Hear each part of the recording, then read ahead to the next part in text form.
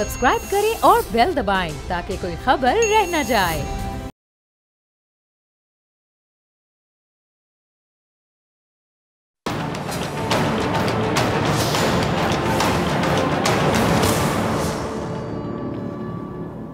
अस्सलाम वालेकुम नाज़रीन, प्रोग्राम में खुश आमदीद। इंसान अपने किए की सज़ा भुगतता है। कल ये फिक्रा किसी और पर सादिक आता था, आज इसके कटहरे में चेयरमैन पीटीआई खड़े हैं।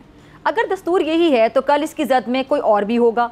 दुबई में खुफिया मुलाकातें करने वाले सरबराहान भी शायद इसी गहरी सोच में है कि ना जाने आगे होगा क्या। लेकिन क्या कहिए कि ये बात याद ही उस वक्त आती है जब वक्त हाथ से निकल चुका होता है। अच्छा, 2 रोज़ बाद इक़्तिदार के स्टेज पर लोग बदल जाएंगे। हुकूमत की जो चाबी है निगरानों के पास होगी और वज़ीरों और मुशीरों से लाओ लश्कर वापस ले लिया जाएगा और फिर वो फिर से हम कह सकते हैं कि इक़्तिदार की जो तगोदो है उसमें मसरूफ़ नज़र आएंगे, उसमें लग जाएंगे। वैसे पाकिस्तान में जो सियासतदान है इक़्तिदार छोड़ने से शायद इसीलिए घबराते हैं और डरते हैं कि अगर ताकत ना रही तो फिर इंतकाम होगा। और ये हुकूमत भी अजीब दुराहे पर खड़ी दिखाई दी है कि जिसमें मईशत भी हमने देखा कि दुरुस्त करनी थी और जो हल्के वाले उनको भी खुश रखना था। अच्छा, वज़ीर ख़ारिजा बिलावल ज़रदारी साहब ने कल असम्बली में तकरीर की जिसका बड़ा ही चर्चा हुआ। बिलावल ने अपने वालिद आसिफ अली ज़रदारी साहब और मियाँ नवाज से जोर दिया कि ऐसे फैसले करें कि जमहूरियत मजबूत हो। अब इस बात की दाद तो दी जानी चाहिए कि बिलावल साहब ने वो एतराफ़ कर लिया जो बहुत से सियासतदान आज भी करने से बाकायदा कतराते हैं। खुदा करे कि आने वाले दौर में माजी की जो गलतियाँ हैं वो ना दोहराई जाएँ। मेरे साथ प्रोग्राम में मौजूद हैं मुस्लिम विकाफ की रहनुमा आयशा गुलारी साहिबा, बहुत शुक्रिया ज्वाइन करने के लिए। सीनियर तज़ियाकार आदिल अब्बासी और सीनियर तज़ियाकार बैरिस्टर एहतशामुद्दीन, आप सबका बहुत शुक्रिया ज्वाइन करने के लिए। आप लोगों की वजह से मैं आदिल से शुरू करना चाहूँगी। आदिल, अगर आप मुझे सुन पा रहे हैं जी, PDM का अचानक से जो ये नई मरदमशुमारी है उस पर आमादा हो जाना, फिर निगरां वज़ीर-ए-आज़म के लिए सियासतदान से टेक्नोक्रेट तक का जो सफ़र है, हमने देखा आदिल बहुत तेज़ी से तब्दीलियाँ हुई हैं पिछले चंद रोज़ में। क्या मुहर्रिकात रहे हैं आपके मुताबिक? देखिए, इसमें जो सबसे बड़ा फैक्टर है वो ये है कि 1-1.5 साल में इस हुकूमत में बहुत महंगाई हुई और मुश्किल फैसले इनको करना पड़े क्योंकि IMF के साथ मुआहदे टूटना शुरू हो गए थे तहरीक इंसाफ के आखिरी टाइम में। उसके बाद ये भी फैसला नहीं कर सके कि IMF के मुज़ाकरात का क्या करना है, इलेक्शन में जाना है या IMF के साथ मुज़ाकरात करने हैं, उनकी कंडीशंस को मानना है, टफ डिसीजंस करने नहीं करने। मिफ्ता इस्माइल साहब लंदन से इस्लामाबाद और ये सारी दौड़ लगी हुई थी। करते करते आज हम इस स्टेज पे पहुंचे कि IMF के साथ हमारी मिस कमिटमेंट्स की वजह से, डिले करने की वजह से हमें टफ इकोनॉमिक डिसीजंस भी करने पड़े और हम डिफॉल्ट के करीब भी पहुंच गए थे, जहां से फॉर द टाइम बीइंग इस वक्त हम निकल गए। सो जो मुश्किल फैसले थे उनका नतीजा ये निकला कि महंगाई उरूज पर गई, कई गुना ज्यादा हुई, आवाम का रद्द-ए-अमल आया और लोग जो तहरीक इंसाफ है उसकी सपोर्ट में ज्यादा खड़े हो गए। मतलब उसमें तहरीक इंसाफ की परफॉर्मेंस से ज्यादा मौजूदा हुकूमत की बैड गवर्नेंस का ताल्लुक है या फिर उनका डिसाइसिव ना होने का। फिर जब इन्होंने संभलना शुरू किया उस वक्त तक देर हो चुकी थी क्योंकि अब जमीन पर ग्राउंड पर बहुत मोमेंटम बना चुके थे। तो एक तो रीजन ये है कि महंगाई की वजह से इनको लगता है कि आज इलेक्शन में जाएंगे तो इलेक्शन में इनके लिए मुश्किलात होंगी, जैसे हमने मित्रा में देखा, जैसे हमने हवेलियां वाले इलेक्शन में, पेशावर वाले इलेक्शन में देखा। तो एक तो रीजन ये है कि महंगाई की वजह से तमाम बातों का भी इत्तेफाक होगा, जाएंगे तो सियासी तौर पर हमें नुकसान होगा। फिर जो टेक्नोक्रेट वाली बात है, सियासतदानों वाली बात है, मेरा ये ख्याल है कि ये मुकम्मल तौर पे PDM के इख्तियार में नहीं है कि वो इंटरिम जो है वो किसको लाएंगे। उनको एस्टैब्लिशमेंट का इसमें इनपुट लेना है और उसी बात का वो इंतजार कर रहे हैं क्योंकि जाहिर सी बात है कि एस्टैब्लिशमेंट की भरपूर सपोर्ट हासिल है मौजूदा हुकूमत को, जैसे एस्टैब्लिशमेंट की पिछली एस्टैब्लिशमेंट की तहरीक इंसाफ को जो है वो मुकम्मल सपोर्ट हासिल की। तो इंटरिम के मामले में टेक्नोक्रेट या पॉलिटिशियन मैटर नहीं करता, ये मैटर करता है कि उनको किस किस्म का इनपुट मिलता है और वो क्या डिसीजन करते हैं। 2 बातें हो गई। तीसरी बात जो हमारे सामने वो ये है कि आखिरी वक्त तक वजीर आजम ने जो है वो इस मामले को होल्ड करके रखा। सब सवालात उठाते रहे कि इलेक्शन टाइम पे होंगे या डिले होंगे, वुज़रा भी बयान देते रहे नहीं जी आइन के मुताबिक होंगे, 54 डेज में होंगे, मैक्सिमम हुए तो 90 डेज में चले जाएंगे। लेकिन लास्ट मोमेंट पे प्राइम मिनिस्टर ने इंटरव्यूज देना शुरू किया और उन इंटरव्यूज में यह कहा कि हमें तो जो नई सेंसस है, डिजिटल सेंसस है, उसके अकॉर्डिंगली डिसीजन करना है। फिर डिलिमिटेशन का प्रोसेस है और ये कॉन्स्टिट्यूशन में है कि जी हमने फिर उसी को फॉलो करना है, तो हम उस पर जा रहे। तो आखिरी वक्त तक छुपा के रखना चाहते थे इस मामले को। 6 महीने का टाइम, ये वो टाइम है जिसके अंदर टफ डिसीजंस भी करने, इकोनॉमिक भी और खुद तहरीक इंसाफ से मुताल्लिक जो केसेस हैं उन पर भी। तो वो एक मजबूत इंटरिम गवर्नमेंट ही जो है ये तमाम चीजें कर सकती है। ठीक है आयशा, मैं आपकी तरफ आना चाहूँगी। अब ये जो निगरां सेटअप आएगा, कहा जा रहा है कि ये 90 दिन से ऊपर जाएगा। अब जारी बात है वो आगे जो नई हल्का बंदियों का मामला है, लेकिन बहुत से लोग ये कह रहे हैं कि मार्च अप्रैल से भी आगे जा सकता है। कुछ लोगों का तो कहना है 8 से 10 महीने इतना तूल पकड़ सकता है, बल्कि मतलब तकरीबन लगभग साल हो जाएगा। तो कब देखते हैं इंतखाबात? थैंक यू फिज़ा साहिबा। देखें, मुल्क में सबसे ज़रूरी चीज़ जो होती है वो आपकी सियासी इस्तेहकाम होता है, और सियासी इस्तेहकाम के नतीजे में फिर आपके मुल्क में मुआशी इस्तेहकाम आता है। तो और आपकी जो फोर्सेस हैं, अगर दहशतगर्दी का सामना है किसी मुल्क को तो वो उसके ऊपर फोकस कर सकती हैं। तो मेरी जो पार्टी है काफ लीग, वो उसका अपना एक कायद-ए-आज़म लीग जो है उसका अपना एक नज़रिया है। वो ये समझते हैं कि इलेक्शंस टाइम पे होने चाहिए, लेकिन मेरी जो पर्सनल राय है, मेरी ज़ाती राय है, वो ये है कि इलेक्शंस इस वक्त पाकिस्तान मुतहमिल नहीं हो सकता।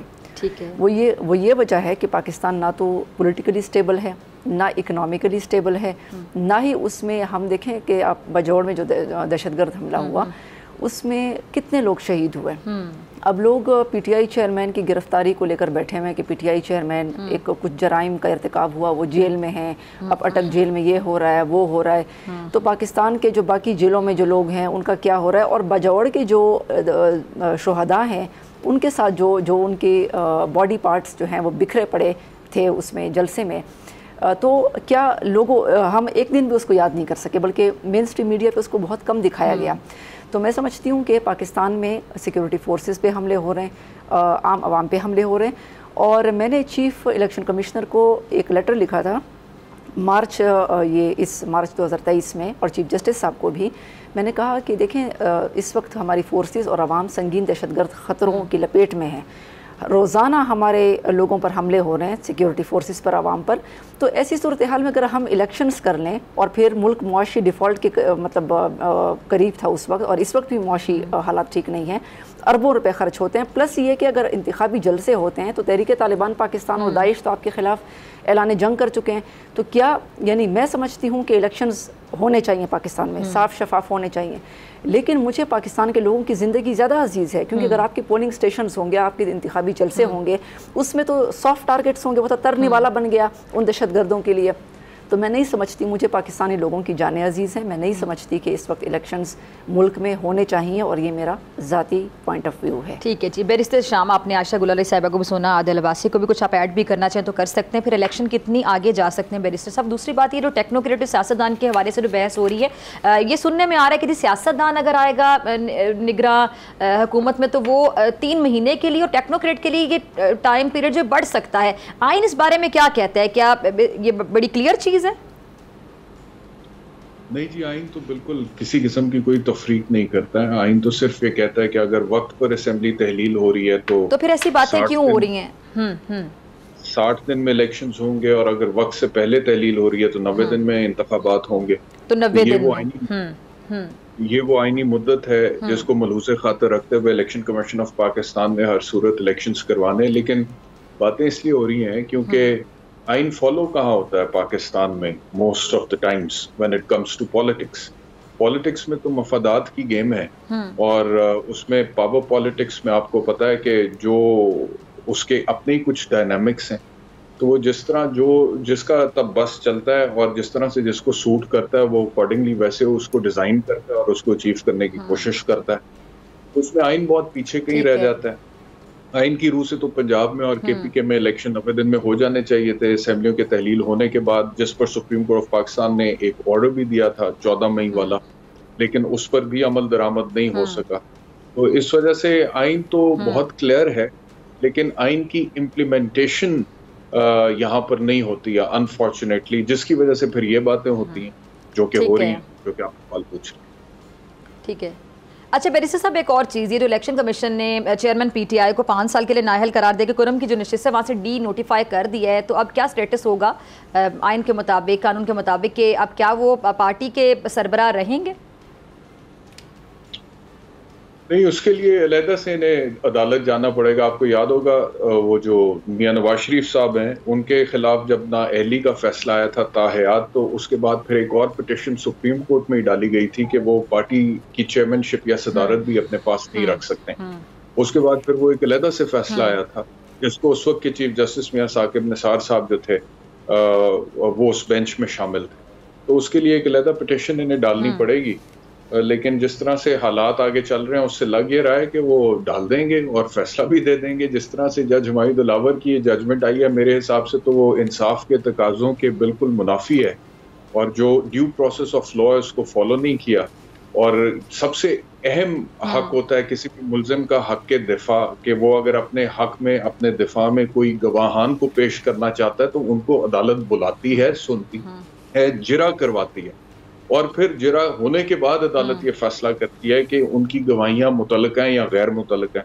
लेकिन यहाँ पर उन्हें बुलाए बगैर, सुने बगैर एक तो फैसला दे दिया कि गैर मुतलक हैं। दूसरा, फिर ये भी मैंने अपनी वकालत के करियर में 16 सालों में पहली दफा देखा है कि किसी मुल्जिम का वकील अदालत में खड़ा है और कह रहा है कि मैं बहस करना चाहता हूँ, और जज साहब कहे कि नहीं, मैंने फैसला रिजर्व कर लिया।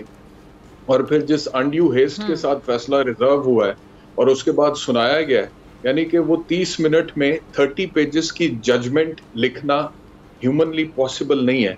तो उससे सवाल ये पैदा होता है कि क्या जजमेंट उन्होंने पहले लिखी थी?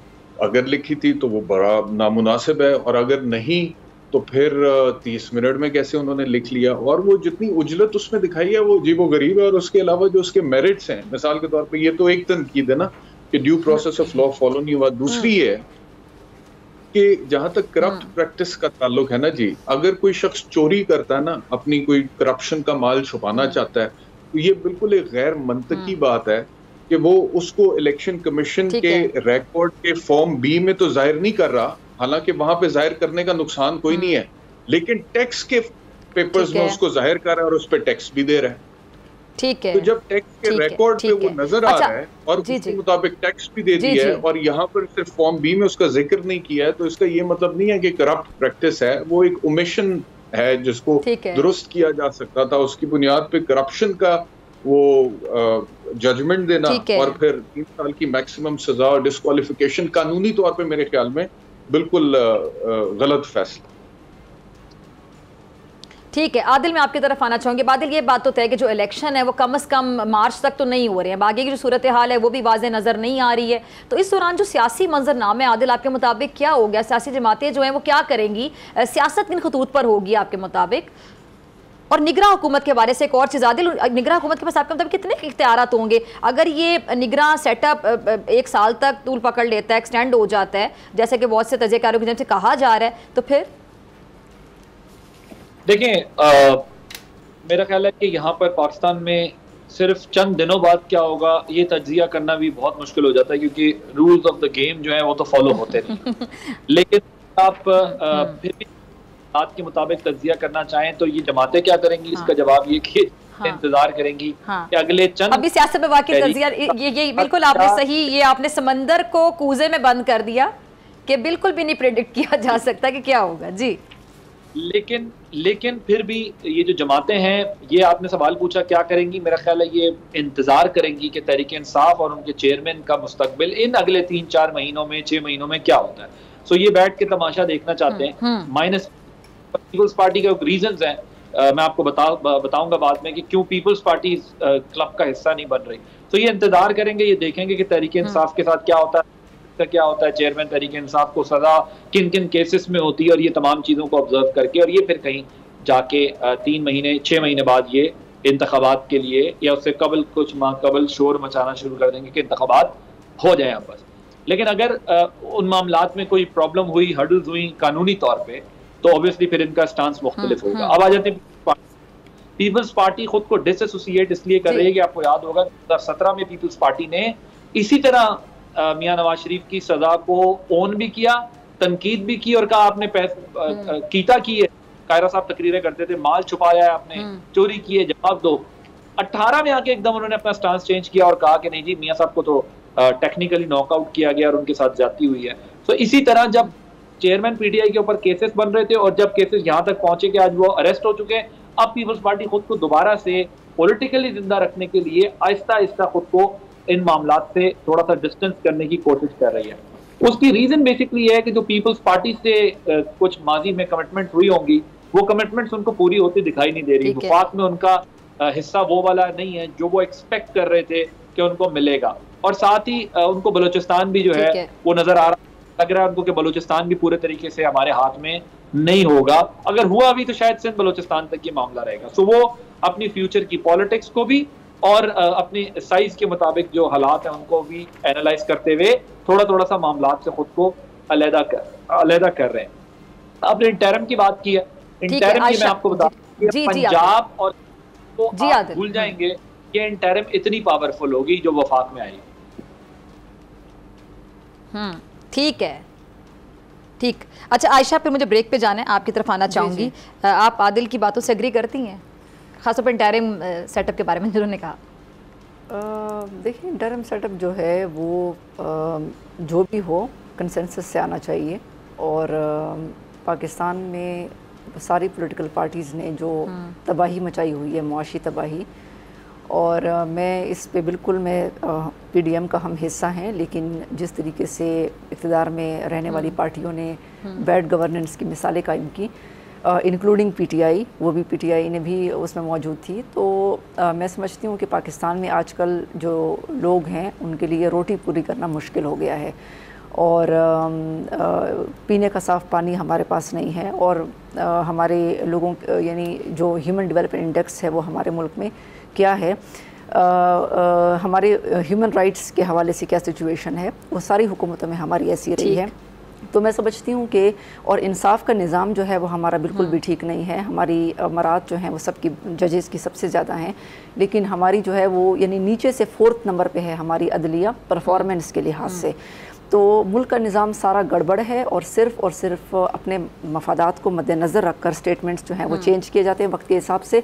मैं समझती हूँ कि मुल्क के अवाम जो हैं वो सारी पॉलिटिकल पार्टीज़ का एहतसाब भी चाहते हैं, और जब भी इलेक्शंस हों साफ़ और शफाफ होने चाहिए, उसी से जमहूरियत मजबूत होगी, और सारी पॉलिटिकल पार्टीज़ की स्कोरिंग और पॉइंट्स लगने चाहिए कि किसने अपने सूबे में, किसने विफाक में क्या कर्जे लिए, और क्या इनकी परफॉर्मेंस ही अवाम गुरबत के लकीर से नीचे गए या जो है उनकी लाइफ स्टैंडर्ड इम्प्रूव हुई।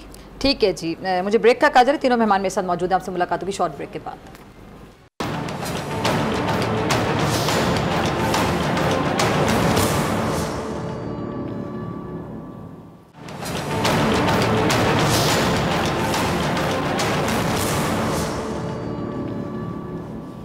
वेलकम बैक नाजरीन।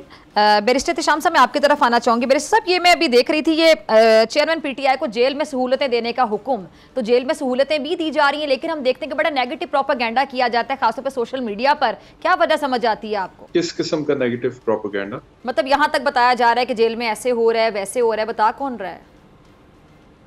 वोकला ने बताया उनके बाहर आके कि उनको C क्लास में रखा हुआ है, 9 बाय पता नहीं 12 या 13 के सेल में रखा हुआ है, और वो जो चक्की होती है उसके अंदर वो जो कैदी होता है उसका ओपन वॉशरूम होता है, यानी कि उस कमरे में जहाँ पर उनका मैट्रेस है उसमें कोने में कमरे में कमोड लगा हुआ है, बीच में कोई पार्टीशन नहीं है। वोकला ने बताया कि दिन को मच्छर होते हैं, रात को दिन को मक्खियां होती हैं, रात को मच्छर होते हैं, बारिश हुई है तो पानी आ गया था कमरे में। तो लेकिन अगर आप जेल मैनुअल को देखें, उसमें जो पॉलिटिकल प्रिजनर्स हैं या फिर अगर कोई एक्स पार्लियामेंटेरियन भी है, ये तो फॉर्मर प्राइम मिनिस्टर हैं, तो वो इंटाइटल्ड होते हैं A क्लास या सुपीरियर क्लास उसको बोलते हैं। मियां नवाज शरीफ को, मरियम नवाज साहिबा को उसी कानून के मुताबिक जेल में रखा गया था। और मियां नवाज शरीफ जब सर्विसेज हॉस्पिटल लाहौर में भी थे, जब उनकी तबीयत ठीक नहीं थी और प्लेटलेट काउंट डाउन हुआ था, और वहीं से वो लंदन के लिए फ्लाई किए थे, वो तो बड़े VVIP तरीके से सर्विसेज हॉस्पिटल में रखा हुआ था उनको उस टाइम पे। आदिल, मैं आपकी तरफ आना चाहूँगी, आप भी सीनियर सहाफ़ी हैं, तमाम खबरों पे नज़र रखते हैं, तो आपको क्या लगता है कि क्या वाकई वहाँ पे सहूलतें नहीं दी जा रही हैं? और दूसरा सुनने में ये भी आता है कि वो काफ़ी ज़्यादा घबराहट का शिकार हैं, बड़े परेशान हैं, वो चाहते जल्दी से बाहर आ जाएं। नहीं, मुझे ही पता कि दो तरह के पॉइंट ऑफ व्यू आ रहे हैं। एक तरफ बताया जा रहा है कि बहुत ही कोई उनको बुरी हालत में रखा हुआ है, दूसरी तरफ का ये ख्याल है कि दूसरी तरफ से बातें आ रही है कि नहीं कोई बात नहीं है, मुझे नहीं पता, मैं नहीं जानता अंदर क्या हो रहा है, लेकिन मैं ये जरूर जानता हूँ कि A क्लास वो यकीनन डिजर्व करते हैं, लेकिन प्रॉब्लम ये है कि उनकी अपनी सियासत सारी की सारी इस गिर्द घूमती है कि माजी में वो ये कहते रहे हैं उन लोगों को जो साबिक वजीर आजम रहे हैं, शाहिद खान अब्बासी रह चुके हैं, मियाँ साहब रह चुके हैं, और कई लोग रह चुके हैं, जिनको वो ये कहते रहे कि ज़रा मुझे फारिग होके आने दो। वो अमेरिका में थे 2019 में, मैं खुद उस विजिट को कवर कर रहा था जब अमेरिकन प्रेसिडेंट से मुलाकात हुई है। उन्होंने गालिबन वाशिंगटन DC में एक प्रोग्राम किया और एक बड़े इज्तिमा से, और मैं उस प्रोग्राम में भी मौजूद था, वहाँ कवरेज कर रहा था, जिसमें उन्होंने कहा था कि मुझे वापस जाने दो, मैं तुम्हारी जो है जेल से AC और पंखे भी निकलवाता हूँ, ये AC निकलवाता हूँ और ये सारा तुम्हें रियल जेल में भेजता हूँ। तो पाकिस्तान की सियासत जो है वो इंतकामी कार्रवाइयों से भरी हुई है। 90s के डेकेड में जो है वो पीपल्स पार्टी और PMLN एक दूसरे को नीचा दिखाने के लिए किसी हद तक भी चले जाते थे, और आज अगर उनको जो है वो C क्लास मिली हुई है या करनी पड़ रही हैं तो वो खुद भी उस सियासत का हिस्सा रहे हैं। उसूली तौर पे ऐसा नहीं होना चाहिए, लेकिन पाकिस्तान की सियासत में कुछ भी मुमकिन है। और वो खुद ये कहते थे कि जी मैं अब आऊँ तो मैं AC उतारता हूँ, ये उतारूंगा। तो मेरा ख्याल है उनके मुखालफिन ने शायद उनका तमाम सहूलतें जो है उनसे वापस ले ली, उतार ली वो सारी चीजें, जो कि उसूली तौर पर एक दूसरे के साथ नहीं करना चाहिए। तो यानी जो आदिल, ये सवाल है कि आशा की तरफ आऊंगे आदिल, यानी जो लोग अब इसको ऐसे एनालाइज कर रहे हैं कि जी ये शायद मकाफात अमल है कि वो अपने दौरे हुकूमत में जो करते रहे अब उनके साथ वो हो रहा है, तो क्या आप इस बात से अग्री करते हैं? नहीं, मैंने आपसे कहा ना उसूली तौर पे ऐसा नहीं होना चाहिए, लेकिन पाकिस्तान की सियासत में सियासी इंतकाम कोई नई बात नहीं है, लिया जाता है। आपने जो किया होता है वो आपको भुगतना पड़ जाता है, कहा होता है वो आपके सामने आ जाता है। और हमें लग रहा है कि इस वक्त सारा जो है वो उसी तरीके का हो रहा है, क्योंकि जब उनके वकला कंप्लेन कर रहे हैं कि अगर उनको जेल में प्रॉब्लम्स हैं तो यकीनी तौर पर जो है वो इसकी तहकीक जरूर होगी, देखा जाएगा कि ये सब कुछ है कि नहीं है। मुझे नहीं पता वहाँ क्या हो रहा है, लेकिन वो खुद भी ऐसा ही चाहते थे, उनके मुखालिफ ने भी उनके साथ वैसे ही कर दिया गालिब। अभी जो अभी खबर आई है ना कि उनको सहूलियत देने का हुक्म दे दिया गया है। अच्छा जी, आशा आपकी तरफ आऊँगी। ये जो मकाफात अमल की बात की जा रही है, ये क्या कॉन्सेप्ट है कि बताया जा रहा है कि मकाफात अमल तो होता है, लेकिन ये जो अभी इनकी गिरफ्तारी अमल में जेल में गई, इसको भी लोग कह रहे हैं मकाफात अमल है। देखें, बैरिस्टर एहतशाम साहब ने बड़ी तफसील से उनकी मज़लूमियत बताई कि किस तरह वो बेचारे उनको मज़लूम रखा गया और जेल में डाला गया।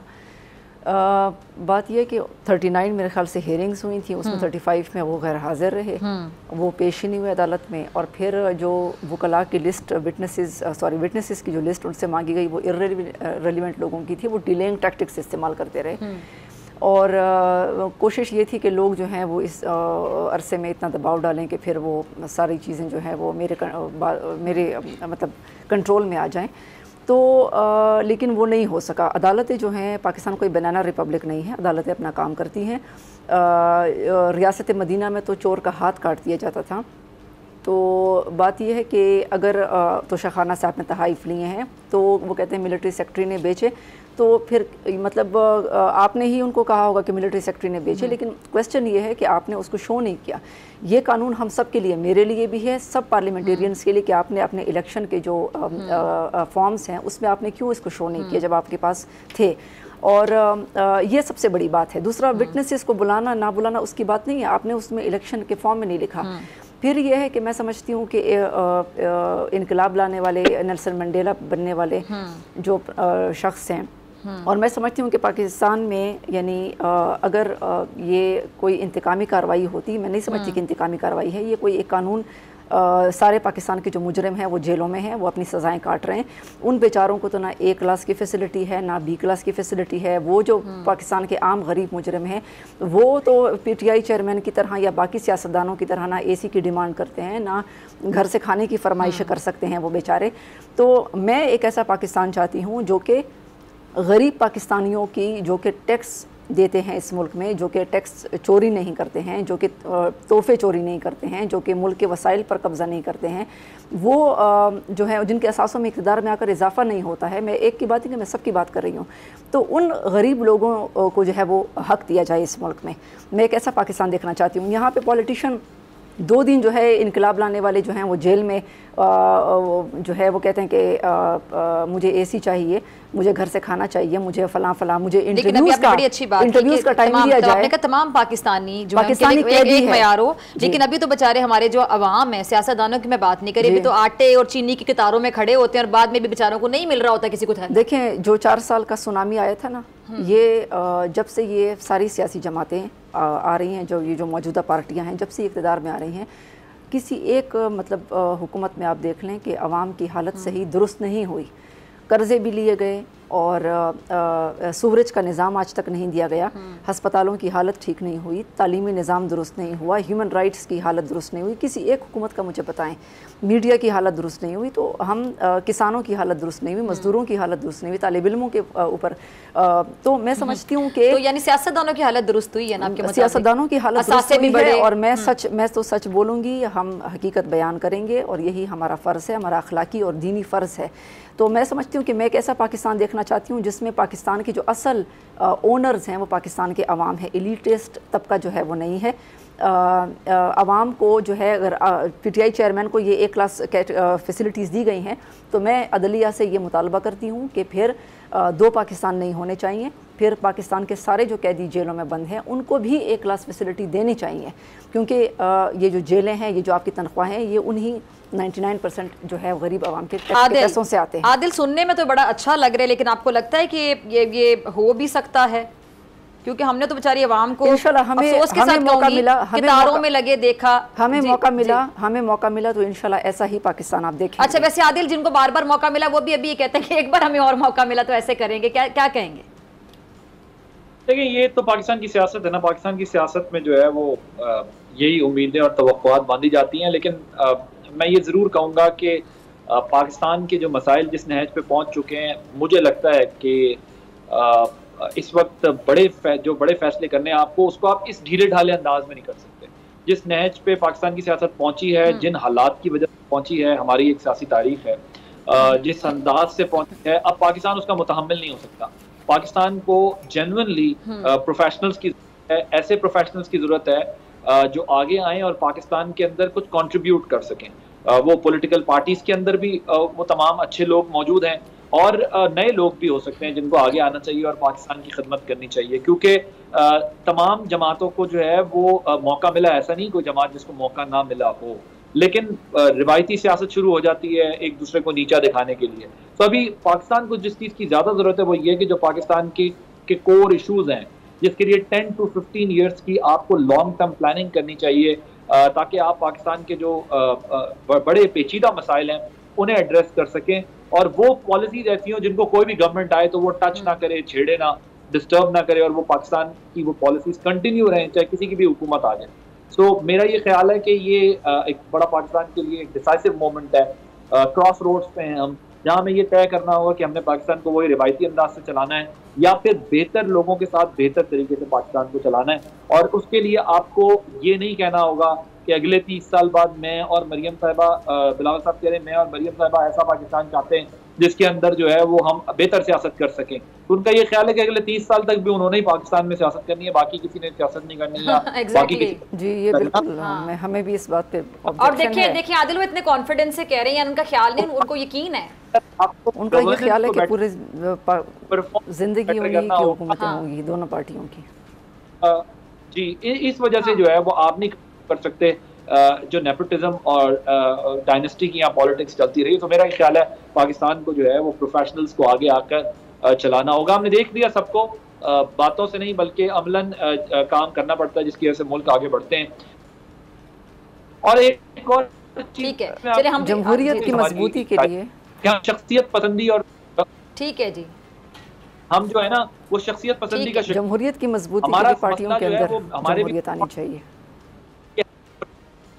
ज्यादा जो है वो शख्सियत की। अच्छा, ठीक है, बैरिस्टर शाम वही चेहरे दोबारा अगर आएंगे, दोबारा से वो एतमाद दे रहे हैं, वो कह रहे हैं कि बड़े बड़े दावे भी कर रहे हैं, वादे भी कर रहे हैं कि जी अब हमें दोबारा मौका मिलेगा तो हम तकदीर बदल के दिखा देंगे आप लोगों की। जो अवाम है, आपको एक्सपेक्टेशंस हैं उन्हीं लोगों से? नहीं, मेरा तो अल्हम्दुलिल्लाह बिल्कुल दिमाग काम करता, तो मुझे तो कोई एक्सपेक्टेशंस नहीं है। अल्लाह का शुक्र है कि मैं सोच सकता हूँ, अल्लाह ने इतनी का अक्ल दी है कि इतना कि समझ आती है कि जिन लोगों ने बार बार हुकूमतें की हैं वो पाकिस्तान को नहीं बदल सकते हैं। और दूसरी बात यह है कि अगर कोई नया बंदा भी आ जाता ना, मिसाल के तौर पे, वो भी नहीं बदल सकता। इस वक्त इस निज़ाम के साथ कोई भी नहीं बदल सकता।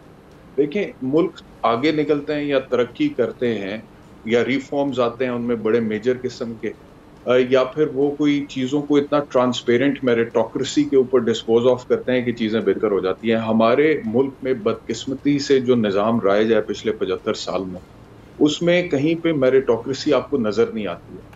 जो जितना कॉम्प्रोमाइज्ड होता है वो उतनी ज्यादा तरक्की कर लेता है। असूलों पे जितना समझौता करोगे उतनी ज्यादा तरक्की करोगे। बचपन में माँ बाप सिखाते ही हैं कि बेटा honesty is the best policy, उसके मुताबिक चलो, पढ़ो, बड़े आदमी बन जाओगे, कायद-ए-आज़म मोहम्मद अली जिन्ना की तरह बन जाओगे। जब आप प्रैक्टिकल लाइफ में आते हैं फिर आपको पता लगता है कि जितना जो इंटेलेक्चुअल डिसऑनेस्टी करता है उतनी वो तरक्की कर लेता है, जितना कोई असूल पे समझौता करता है उतनी वो तरक्की कर लेता है। बदले में उसको कोई या तो सीट मिल जाती है या फिर उसको, लेकिन ये डिसाइड कौन करेगा कि ज्यादा ऑनेस्ट कौन है, असूलों पे कौन खड़ा है? हम देखते हैं मुखालिफिन जो आमने सामने होते हैं बैरिस्टर शाम साहब, हर किसी को लगता है कि मैं ही असूलों पर चल रहा हूँ। जब तक ये सिस्टम राइट है ठीक है। तक आप आयशा पॉसिबिलिटी देखिए, मैं समझती हूँ कि पाकिस्तान में ये जो एक दूसरे को लक़ब देते हैं, एक दूसरे को हम एलिगेशंस देते हैं मीडिया के ऊपर, आवाम के जलसों में, ये मेरे ख्याल से पाकिस्तान में हमारा जो मिशन है वो एक अकाउंटेबिलिटी के इदारों को इतना मजबूत बनाया जाए, उनको पॉलिटिक्स फ्री बनाया जाए कि फ्री ऑफ पॉलिटिक्स हों, वो अपने जो काम है वो प्रोफेशनल तरीके से करें, वो किसी सियासी तासुब का शिकार ना हो। तो जब अकाउंटेबिलिटी के इदारे आपके मजबूत होंगे, आपका हर इदारा सही तरीके से काम करेगा। आज डॉक्टर जो है पाकिस्तान में, डॉक्टर जो है वो यानी हमारा माहौल इस तरह बन चुका है कि वो मरीज को मतलब, तो पीएमएलएन और पीपल्स पार्टी के खिलाफ केसेस हो रहे हैं, वो लोग जेलों में, उनकी हुकूमत है, तो पीटीआई वाले जेलों में। इसमें ट्रांसपेरेंसी कहाँ पे, इसमें प्रोफेशनलिज्म कहाँ पे, इसमें मेरिटोक्रेसी कहाँ पे? पीटीआई की हुकूमत होती है, 16 मैं समझती हूँ कि पाकिस्तान में अगर मैं जुर्म करती हूँ, प्राइम मिनिस्टर करता है, कोई भी करता है, उन सबको पकड़ना चाहिए और आम कैदियों की तरह सलूक होना चाहिए। खिलाफ और उनकी बरियत हो जाती है। ठीक है जी, बहुत शुक्रिया तमाम मेहमानों का। और नाज़रीन, आपसे मुलाकात होगी ब्रेक के बाद।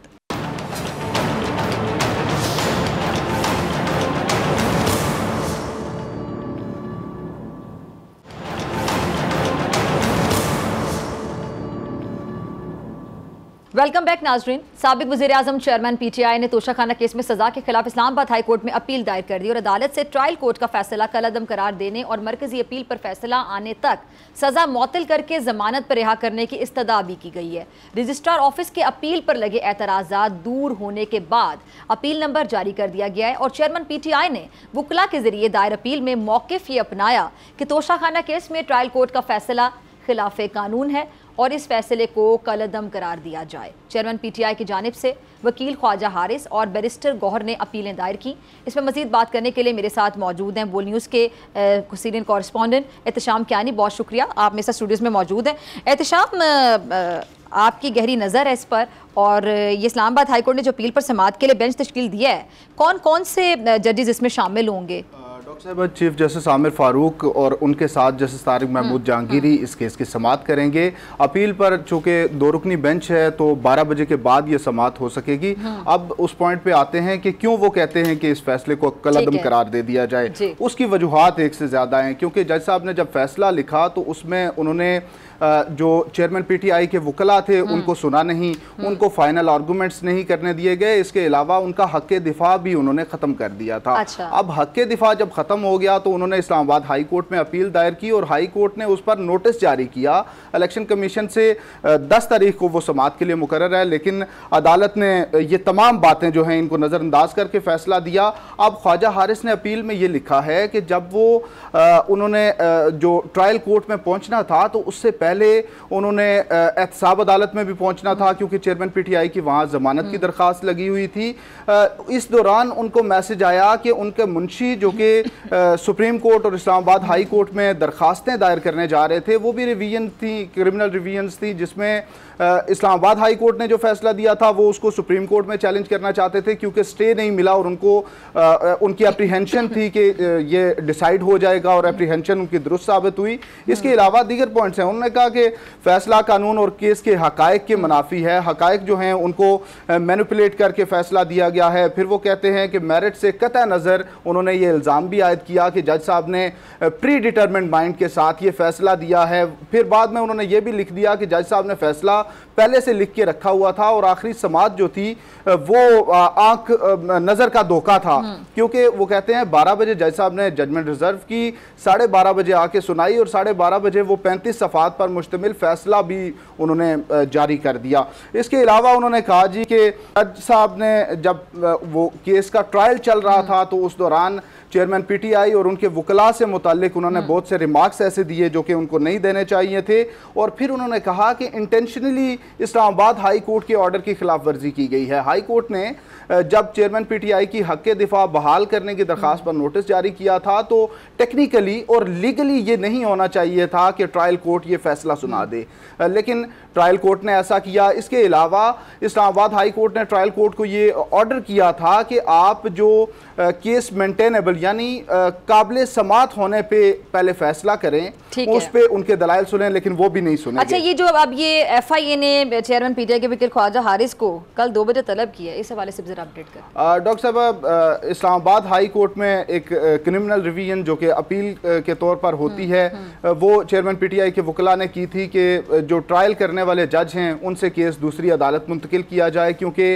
वो प्रेजुडिस्ड हैं और उनकी चेयरमैन पीटीआई से मुताल्लिक 2014 की फेसबुक पोस्ट मौजूद हैं और उसमें वो चेयरमैन पीटीआई के खिलाफ उन्होंने बहुत सी चीज़ें लिखी हुई हैं। उस पर इस्लामाबाद हाई कोर्ट ने ये मैटर एफआईए को भेजा था और ये ऑर्डर किया था कि आप इसको इन्वेस्टिगेट करें, आप इसको एनालाइज करें और उसके बाद रिपोर्ट जमा कराएं। रिपोर्ट जब इस्लामाबाद हाई कोर्ट में जमा हुई तो उस रिपोर्ट में यह कहा गया कि जज साहब की वॉल पे ये रिपोर्ट्स मौजूद नहीं है। उसके बाद हाई कोर्ट ने ही एफआईए को इस पे फर्दर प्रोब करने का ऑर्डर किया था, तो उस सिलसिले में अब बुलाया गया। बहुत शुक्रिया आपके वक्त के लिए। और नाज़रीन, आखिर में जाने से पहले मैं आपको याद दिलाती चलूं कौम के उस अजीम हीरो की जिनकी आज 64वीं बरसी है। मैं बात कर रही हूँ दूसरा निशाने हैदर पाने वाले मेजर तोफैल शहीद की, जिन्होंने 1958 में जुर्रत और बहादुरी से दुश्मन का मुकाबला करते हुए जामे शहादत नोश किया। उनकी याद में हमारी टीम ने सेगमेंट तैयार किया है, मत समझो हमने बुला दिया, देखिएगा। और इसी के साथ मुझे दीजिए इजाजत, आपसे मुलाकात होगी इंशाल्लाह कल सेम टाइम सेम चैनल। अगर जिंदगी ने वफा की, दुआओं में याद रखिएगा, अपना बहुत ख्याल रखिएगा। अल्लाह निगहबान।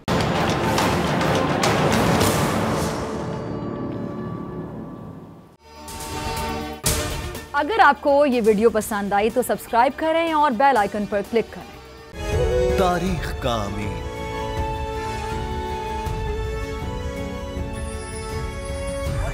आजादी की अलामत,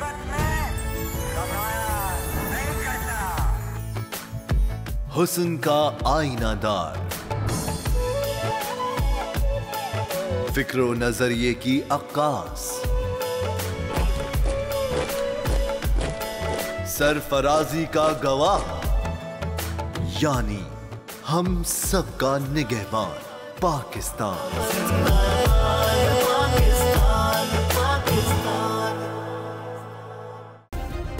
सब्सक्राइब करें और बेल दबाएं ताकि कोई खबर रह न जाए।